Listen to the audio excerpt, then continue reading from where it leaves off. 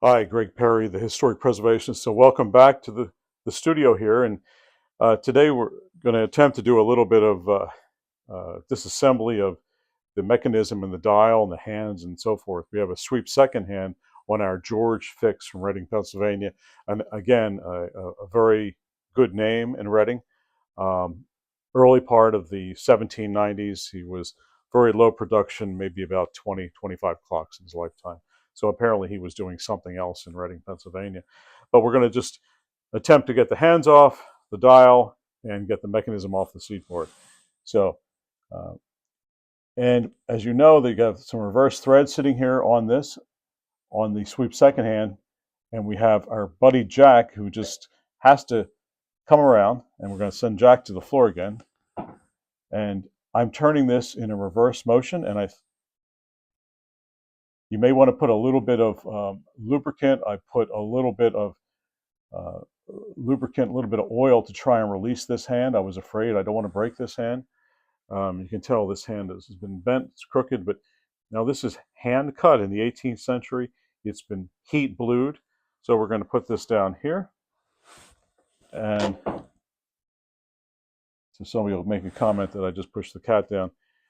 And we have a square nut. So we want to put everything down here. We can see it.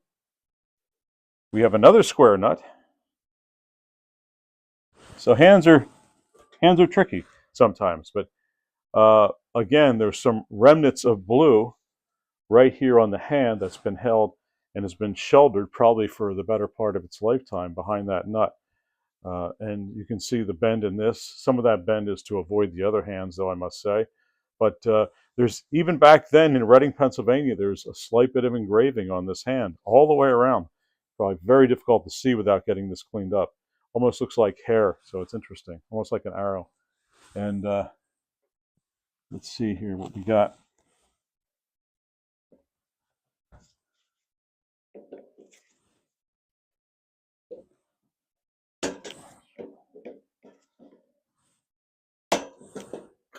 So right here we have a locking square that actually, what I'm finding is has been semi-corroded right to the hand, and it was creating a little bit of a difficulty to turn. So we have to do this very gingerly. We don't want to scratch the dial. See that I'm turning the square, and I got it. Okay, so we have here three different sizes of squares. One is a locking, and two are basically squared. We have one squared washer, one round washer, and one locking square per se. So let's see what we can do with this hand. And because this guy has been around for so long in an idle situation, there we go. So again, beautiful hands, but what I'm seeing with this hand, I have very little to no engraving on it at the second hand. I'm not sure. We'll have to do some further experimentation to see if they're a match. And the decorative aspect of this doesn't appear to be matching either. So, and again, this is one of the movements in one of the worst conditions I've ever seen. We're going to come back around here, and we're going to pull the pins out. Somebody's used some kind of a nail. I'm going to use leverage here. I'm gripping right to the corner of the plate, and I'm bending back and forth, getting another grip, bending, and you can see somebody has used just finished nails. So somebody really didn't care about this, or didn't know what they were doing, or didn't want to know what they were doing. So again, a couple different holds, grip, and this guy will have new pins when we're done. Look at those guys. Wow.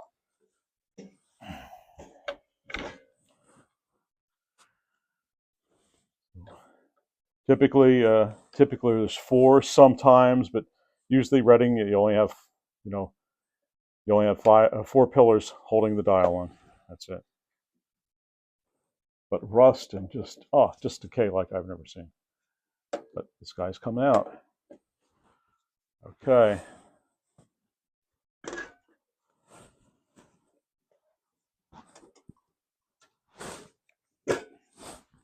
Again, it is heavily corroded in. There we go.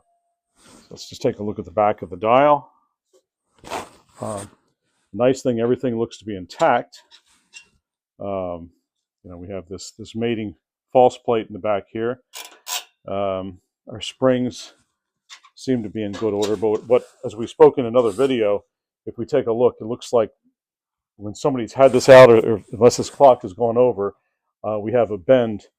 If you're looking right at the camera, we have a bend, so this is going to have to be bent back very gingerly.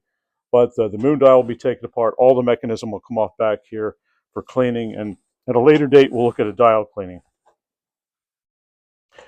So now, look at this beauty, Mr. Fix.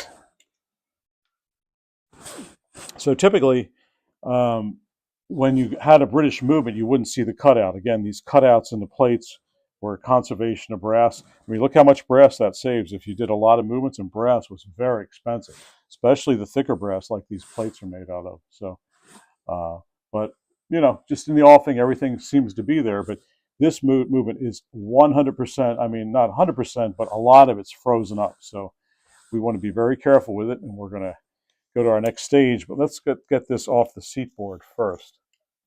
Take a look down here. We have it's cable. It's not gut, it's cable, and you can't tell from all the dirt that's on there. I'm trying to look for the repair badge on here, but I'm not seeing anything. So what I'm going to do next is I'm going to just lever up a little bit so I can get with my my nips. And we're going to cut the top of the cable. And you can see where somebody used 100 years ago. They used just a piece of, actually it's an arbor. If we look, we can see the pivot point, which is a broken pivot on this. So that's what they used to anchor the cable. So this is going to be a little more difficult. So I'm going to go in from the front here. Okay, so I cut both cables. And this doesn't look right. By 1790, we wouldn't be using wooden pulleys. It just didn't happen. I mean, if someone could afford this clock in Reading, Pennsylvania, which this clock would have been in the, within a 30-mile radius, somebody could have bought this from George Fix. He would have had brass pulleys, not wooden pulleys. So this was for whatever reason, and we have some old pulleys to put on here. So now we're going to relieve the movement. Just be careful again of the crutch. We don't want to hit the crutch. But you can see this guy, just look at, oh my God. So we'll do some photographs before and after when it's done and as it's all happening. So I have a nice Sheffield screwdriver here. Everybody can see this. I'm going to hold the movement so the movement isn't going to flop down.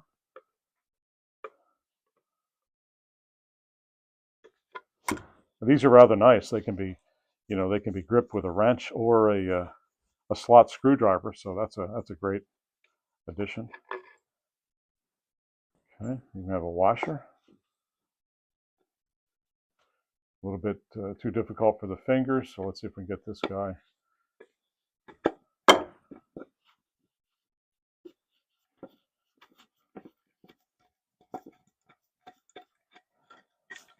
Okay. There you go. So our next video, I mean, we took it, the hands off, and the next video we're going to take the cable off. We'll take the front of the movement, and we're going to take the mechanism apart. And you can see what excess oil does in the long term. It actually stained the plates. Look at that. Somebody just loaded up with the oil, and it probably pulled all the oil out. But it probably hasn't ran in a good time, but there's a fair amount of play in here, and we'll have to determine that. We have to remember this is an 18th century movement, and they have a lot more play than those from America or those from the French. So, but nevertheless, a wonderful survivor, a masterpiece at that. And let's pick this up in our next video. Gregg Perry, the historic preservationist, signing out. Thanks all for viewing.